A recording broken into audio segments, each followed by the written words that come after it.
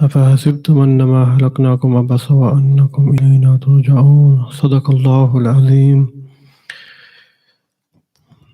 اللهم صل على سيدنا ومولانا محمد وعلى آله وصحبه أجمعين.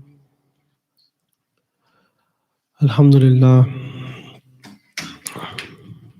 by the fadl of Allah subhanahu wa ta'ala wa azza wa jal,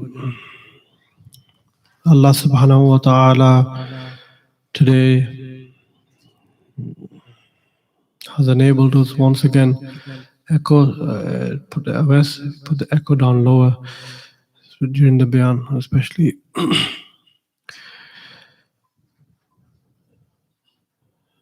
So then when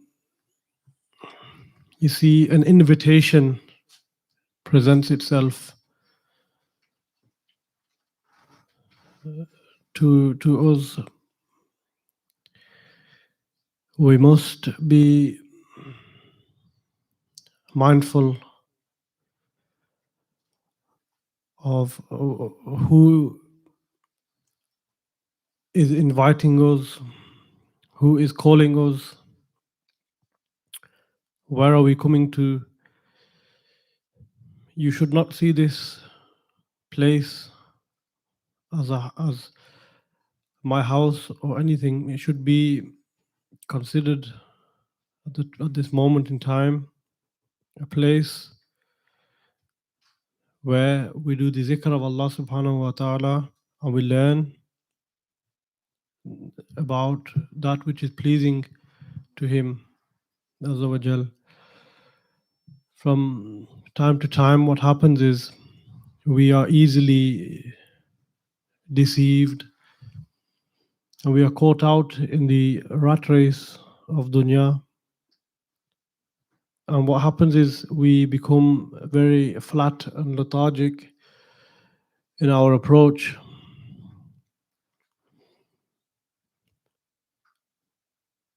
In the gathering, it is very important, I must stress, that a person is apparent, they are aware, and they are attentive. Why? Is because just as certain knowledge will pass over your mind,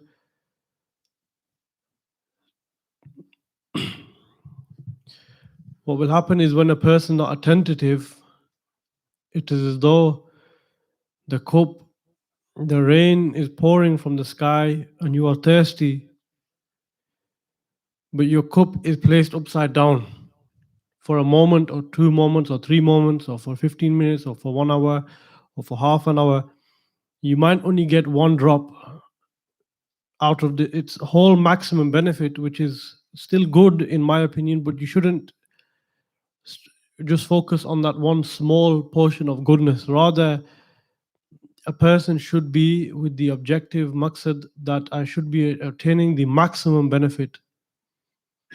I don't know if you could just turn the speaker slightly away. It's causing a deflection on the microphone. That's why it's whistling a little bit. Last week we covered a very important topic when we talked about identifying evil, and someone will ask, this is like maybe the third time I've gone through this, but then I become reminded of a famous story of a very famous shaykh who would deliver his Friday sermon. The Friday sermon was the same every week for like 5 years. Every single week, the sermon was the same for 5 years. And what happened was, eventually one of the disciples asked, Ya Sayyidi, for 5 years, we have heard nothing but the same reminder from yourself every single week. We do not mean to be rude, but Ya Sayyidi, what is the reason for this? And they said that I will keep on repeating myself until there is change in society. He goes, there is no better message I can give other than the message that I've already given. And they said, And one of his disciples felt sad. He said, he felt like as though he's changed. But the Sheikh then said, no, even you have not changed.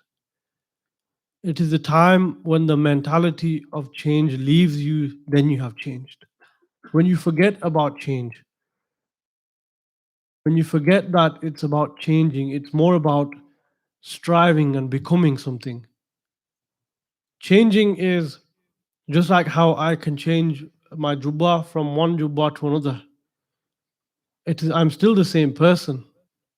My personality is still the same. My character is still the same. Who I am is still the same. My habits remain the same. It doesn't make a difference. That is how they describe change.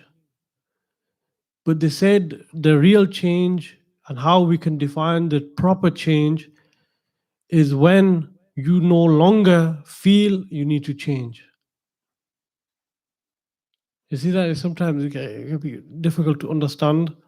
When you no longer seem that you don't focus on change, you focus on becoming and you focus on being. You then focus, your maqsad is then adjusted to Allah's pleasure, Allah's qurb, Allah's nearness, Allah's oneness, subhanahu wa ta'ala. This all changes, the whole concept of change then becomes something else. Because you are something and you want to be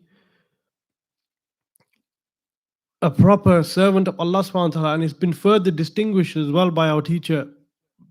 And they said that there's a big difference between a will and a want. That is the difference between changing and adjusting and becoming. A will and a want. Say, for example, I want to stop. If I was an alcoholic if I was a heavy smoker, for example, I might say I want to stop smoking, but the will itself is not present, which means that the moment of any type of whisper or any type of influence, I react. But when the will is not there, you're able to wipe away that or just wash away all that desire. It becomes nothing because the change is apparent now, the real change. And like Hasab said that, even Hasab mentioned once, and they said that even though the title of the bayan is the same, the content is different. So the way it is delivered, it can be delivered one day and the following day it is different. Or 1 year can be delivered, the following year it is different. Why? Is because when you become more and up to it, more apparent to it, more aware of these things, then you start to live that and experience that and feel that. There, you now become the bayan in reality, the speaking bayan. The bayan becomes more apparent within yourselves, within myself. I will be able to react accordingly. I think we got up to last week where Allah subhanahu wa ta'ala mentions about the two parts in the human body. But today I wanted to purely focus on what are the 7 stages that cause a person or will take away a person from Allah subhanahu wa ta'ala. What are the root causes? How can we clearly define and distinguish this? There are 7 ways, even mentioned there are more, but there are 7 known ways that shaitan uses to divert a person, to distract a person, and to take him away from Allah subhanahu wa ta'ala. Like I gave the example last week about the Ghulam Ahmad Qadiani, the person who betrayed Allah subhanahu wa ta'ala, betrayed the Messenger of Allah sallallahu alaihi wasallam, and formed his own deen. Because why? He became subdued by the nafs and shaitan. You see, he was a very scholarly person, a very spiritual person. Even many people would consider him pious at that time before he was misguided. There are a few stories, I will inshallah mention them. I mentioned them in the past about these. But what happened was, he was like me and you. He had a beard. He had the want and the will and the spiritual intention, the want to become pious, the want to become righteous. But what happened is, Shaitan realized that this person can be used for his wants and his needs. And you'll see this around you quite often, especially on the spiritual path. Shaitan devised a 40-year plan of misguidance. 40 years, a plan of misguidance. In this 40 years was him firstly disobeying his mashayikh. First thing was disobey the teacher. Go against the command of the teacher, his shaykh. Whatever the shaykh hukam is, this is carried out and followed. Even if it is through third party means or fourth party means, you have to, unless confirmed otherwise, then it is still considered the word of the teacher. First stage of step that took him away, disobey the teacher, go against their commands. Second step was that he himself becomes a teacher, that he himself becomes a sheikh.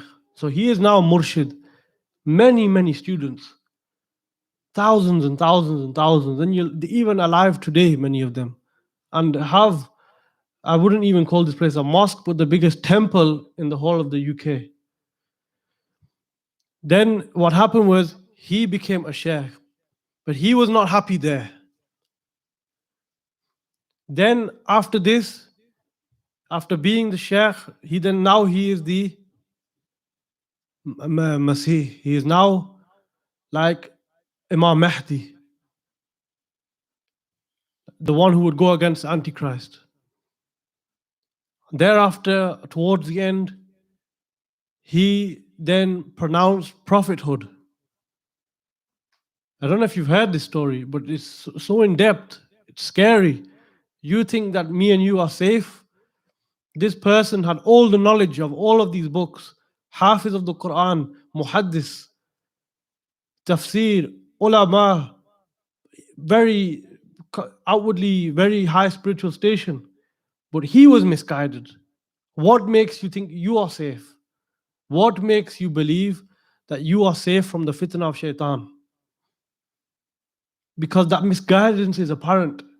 He was unable to stop it. But what happened was, it would have stopped in the beginning, because the doorway to all of that was the disobedience of his sheikh. And the prevention of all of this was the obedience of his sheikh. Imagine this. All because of this, the person becomes a Jahannami. But just because of the door of the sheikh, like a fire exit, safeguarded his iman, he took it for granted, and he withered away his sheikh's opinion and become his own sheikh. And then thereafter, he become all of this. He announced prophethood. Many people will say, I always revert, whenever I speak about this bayan, I always refer to this example. Why? It's because it's the most obscene, most disgusting, most vile I have heard. I cannot think of any worse. I always go for the worst example I can think, or I can find. Anyhow, this person's death is also nothing to be nothing to be proud of. This person had multiple wives and many murids, and a lot of his fictional works are there to read, and you can read. If you ever do come across any ulama, you'll realize, if you watch this on YouTube anywhere, you'll realize this guy made up a lot of stuff. One thing anyway, so coming on to just cutting back slightly, no prophet ever wrote a book. No prophet ever wrote a book. Never wrote the Prophet ﷺ relayed the Quran. They didn't write the Quran. Isa alayhi salam never wrote the Bible. His disciples wrote the Bible. The Torah, the Injil, these kind of books. The Injil is the Bible, sorry. The Torah, like what the Jews have, again, it wasn't written by the prophets themselves. No prophet ever wrote a book. Yes? No Rasul, no Nabi ever wrote a book. Rasul is a messenger, a Nabi is just a prophet who comes to remind, to warn. A Rasul who comes with a new revelation. Okay, this is in Aqidah. Anyway, so he wrote mass volumes of books. It would outweigh this whole wall full of books. Millions of words, of sentences, with large books. And one day they were on like some dawah to, they were in Karachi, or I think, if I can recall properly, and they were traveling from Sialkot, where, believe it or not, just on this point as well, I always like to mention this. Sialkot was a place in, have you heard of Sialkot in Pakistan? Is where the courts are. The British government formed a lot of courts. That's called Sialkot. They call it. It's actually based on courts. On I just how the day we went to the court. It's based on that kind of stuff, on courts. And what happened was, he was very intrigued by the British soldiers. He loved the British army. At that time, it was in the British Raj, in the British Empire. Britain were taking over India. There was no Pakistan, it's all India at this time, Indian subcontinent, a bit of history.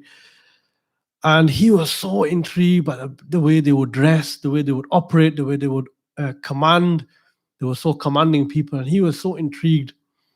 One day he had a dream. I think I've mentioned this in the past. He had a dream, and an angel, well, every so often an angel, some apparent angel, really it's shaitan coming, but he thinks it's some angel. The angel would come, teach him some whatever. At the end of the session, he would say, "Oh, angel, what is your name?" And he would say, "Oh, I cannot tell you this. Next time I come, I will mention my name." Following time come, second night, he's now gone through his books. He's now writing down. Okay, he learned whatever he learned. He goes, "Oh, angel, what is your name?" He goes, "Oh, I cannot tell you this time, but next time I'll tell you." There he described the angel in one of his books. Because this angel was beardless, and he had a suit and tie on like I've never seen before. Like a suit and tie. And he then would come one day with a suit and tie, and the following day he would come with the army uniform on. He goes, "I thought it was some lieutenant or something," but he would disappear. This is his words here, because he would disappear in the middle of the night. Third day he goes, "Oh, angel, what is your name?" And the angel goes, "Sorry, I cannot tell you." He goes, "No, I'm not accepting it this time. If you don't tell me your name, I'm going to hit you with my sandal." And then the angel said, okay, I'll tell you my name. His name, the name that was told to him was Teachy Teach. That's the real name. It's in his books. The name of this angel to him was Teachy Teach. That's the level of misguidance. He's a guy in a British army, comes in suit and tie, and the guy's called Teachy Teach. Instead of having a normal angelic name like Jibrail or Mikael or Israfil, this guy is called Teachy Teach, this angel, this apparent angel. Okay, so this is the level of misguidance this guy had. Then thereafter, slowly moving on, it relates to this. I'm not just mentioning just so you can have a laugh, even though it's just worth laughing about. What happened was his death as well was even more vile and disgusting. He had very severe diarrhea. It's coming towards the end of his life. Very severe diarrhea. And he said to his missus, every 5 seconds, every 20 seconds, 30 seconds, the guy's rushing to the toilet. He's going to the toilet, going back, going back. And back in them days, you see, the old school beds have curtains around them. Do you know how they used to? Have you ever seen them? Old school. I don't know how Haji Sahab maybe lived through this. I definitely wasn't born when this was around. The old school curtains, I have the royalty curtain, them royalty beds.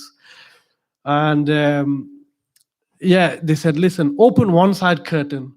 And he said she got some bricks, and she built like a bedside toilet for him. She said, "I built this toilet for you." Again, he's using this, because he could no longer walk now.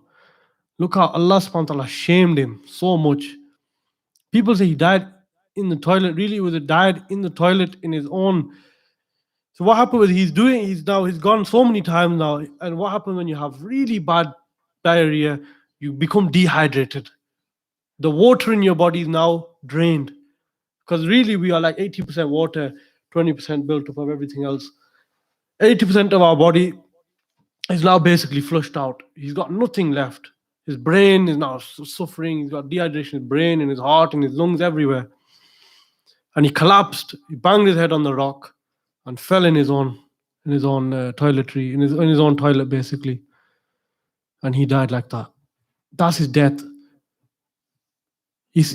That's what happens. Like, this is a really hardcore example. But what I'm trying to tell you is that you're never really safe. The moment you think you're safe, that's really when you're falling.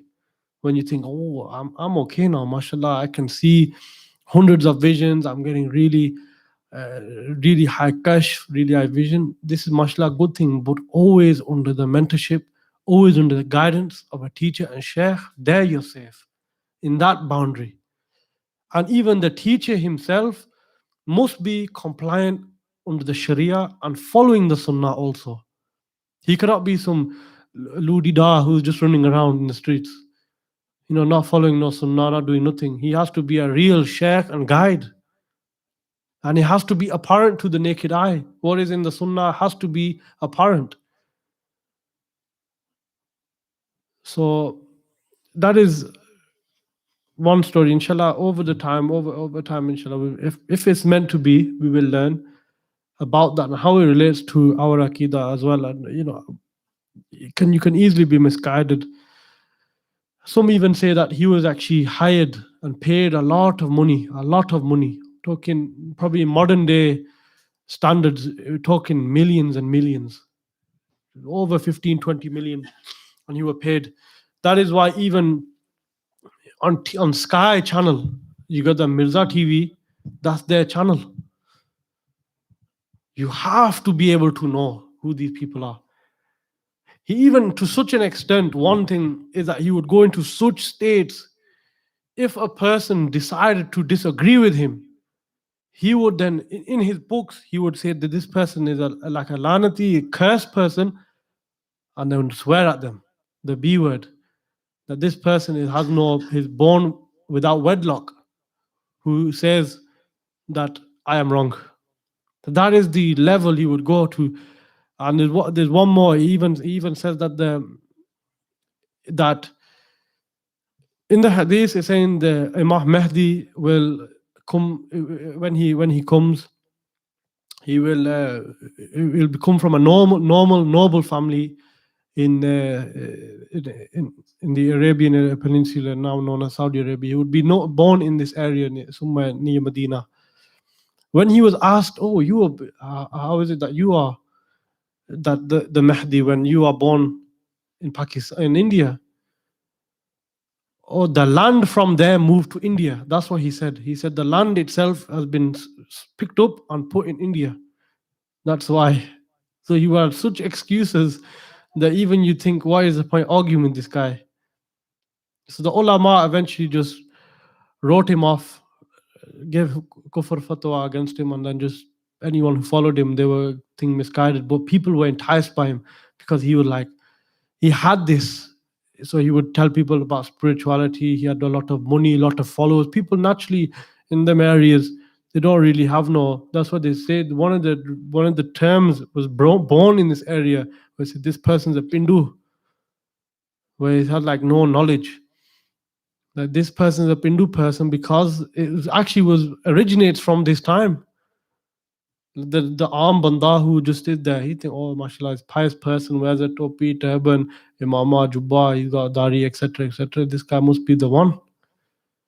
Many thousands of people were misguided because of him. But at that time, they knew no better. They'd take guidance from a haystack if they could. Then again, they were real ulama, and in this time, many in this time, predominantly there was a lot of ulama, especially from the Chisti order. Many, they would say, on every single street corner, just like how we in Nelson we have a shop on every corner, they would say there would be a sheikh or a alim on this corner, like an ulama, big ulama. In these times during the British Empire, during the late 19th century, so 1880s, 1890s, just in that period, you would go through that time and you wouldn't see one ulama hanging from a tree. They hanged them, burnt them. And it was the ulama who, like the ulama and the Barelvi and the Deobandi, they're the people who stood firm and fought against this, the British army, and eventually made a peace truth. Yeah, mashallah, there's so many wonderful accounts that took place in this time. You think, mashallah, even such spiritual accounts. There's one, a a famous student, a very famous account of one of the students of Imam Ahmad Barelvi rahmatullahi alayhi, when they had a furnace, large fire furnace. Like they were putting people into this furnace, and one by one they were going in. And Imam Ahmad Raza Barelvi rahmatullahi mentioned to his student that when you get to the furnace, I will be there to save you. He had a letter written, I will be there to save you. This is the power of the mashayikh and the teachers at this time. The iman was so strong. They walk into the furnace, and that very same day, there was nothing announced, and the queen decided to have a jubilee on that day. So they said, right, cancel all the burning and release everybody. And he saw his sheikh's face in the fire. That is the level that he would see. That is the high level of protection. Because the doorway to Allah subhanahu wa ta'ala is your teacher. The doorway to Rasulullah sallallahu alaihi wasallam is your teacher. But also, on the opposite end, there's you in one room. On the total opposite end is shaitan, his army, his jinnat, his friends, everybody. Through the disobedience of the teacher, you enter that door. And that door is more enticing, more privileging, should we say. It is more, you get, like they say, they get more buzz, more josh in that door. But that door is a destroyer of your iman. I don't know how long we've gone.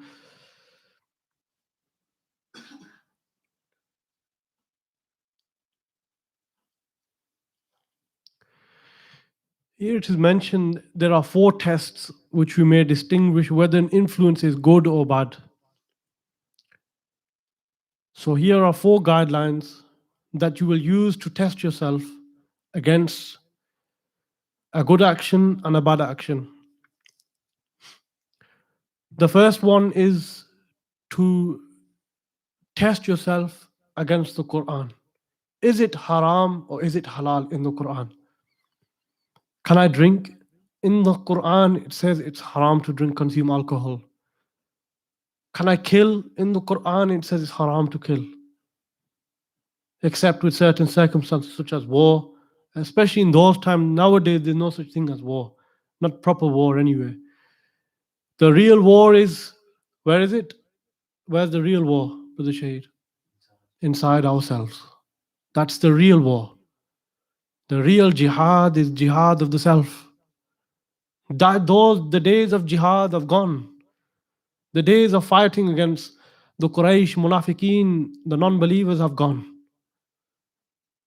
You cannot fight them without any real reason, unless you're in a position like the countries such as Palestine, where they are stamping and blowing up your houses. But even then, there is no army, there's no Amir, there's no general, there's no prophet, there's no guidance. There's no one to declare war. You can't just, if you fight, it's considered defense. It is not a war. It's not even a battle. Defense, most likely in these situations, you will probably be killed in situations like where they are. You can't even throw a stone without them throwing a grenade back in return. That is the ultimate reality. War of the past is finished. The war of modern days is within ourselves. And if you succeed in that, you have succeeded in the sight of Allah subhanahu wa ta'ala. Allah subhanahu wa ta'ala says in the Quran, for those of you who purify what is in between, Prophet mentioned these, those of you who purify what is between your jaws and what is between your thighs will be guaranteed paradise. And what is that purification? It is the jihad. The jihad of the self, controlling the desire of the private parts and the tongue. So in the Quran and the Hadith, that is the first point of contact where you would know what is wrong and what is right, what is a good action and what is a bad action. The second advice is to ask those who know. So seeking guidance, advice, mentorship, help and support from scholars, spiritual guides, people of wisdom, and just righteous people in general, those who are good people. The third is to compare the influences that affect us with the experience of the sincere, honest, and devout people.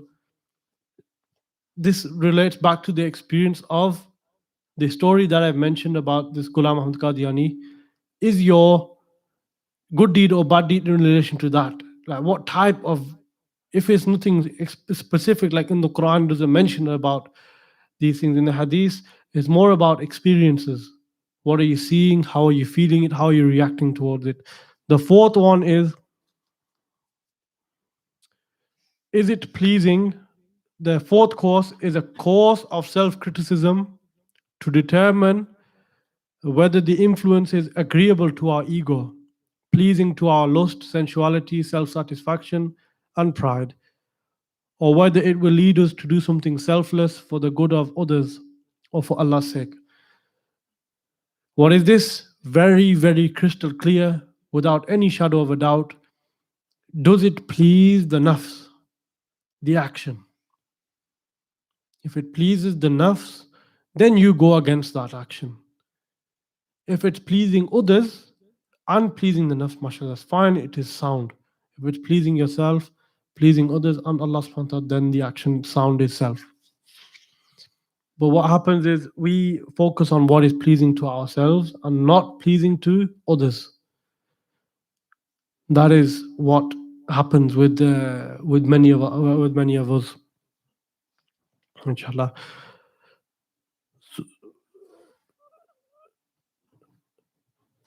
So inshallah, I will end here. But I'll just mention this one thing. Allah subhanahu wa ta'ala mentioned in the Quran, do you think that you will enter paradise while there has not yet befallen you the like of what befell those who have passed away before you? Distress and affliction befell them, and they were shaken violently, so that the messenger of those who believed with him, when they were the Quran, this is Allah subhanahu wa ta'ala saying in the Quran that the people of the past were shaken so badly, so violently, that they even had to ask, where is Allah's help? They questioned Allah subhanahu wa ta'ala's help, qadr, where will this come? And you think our situation is bad. And you think our difficulties are bad. Imagine you can even visualize it now. In the Battle of Badr, there's 313 people, 313 Muslims against thousands and thousands of the Quraysh. And they've thought, where is the help? And Allah subhanahu wa ta'ala sent angels down to assist them in the war, in the battle. That's how badly their iman was shook. And then Allah subhanahu wa ta'ala said, now surely the help of Allah is near. When they called for it, when they asked, when they beseeched Allah, Ya Allah, help me in this turbulent time. Ya Allah, help me in this difficult time. Whereas what our response is, oh, where is Allah's help? And we're not getting nowhere. We're not hearing nothing. we're not getting no response, and we give up. They would stand firm in the battlefield, ready to take quotes. And just on that note, the Sayyidina Khalid bin Walid rahimahullah ta'ala, when he passed away, they said there was not a single inch of his body that wasn't pierced. They said there was, just like how we have as many holes on our body where hair comes out of, that's how much cuts he had on his body. And he fought and fought through all of this. You got to ask yourself, like, where is our iman compared to that type of iman? It is very, very like, well, their iman was on another level. Their iman was next level. Our iman should be even just 1% of that, and you should be safe from the hellfire, inshallah azza wa jal. Inshallah, if we will end here, and what we will do, we'll move on to the zikr, inshallah. Subhanakallahumma wa bihamdik, wa nashhadu an la ilaha illa anta, wa nastaghfiruka wa atubu ilayk. Subhanakallah.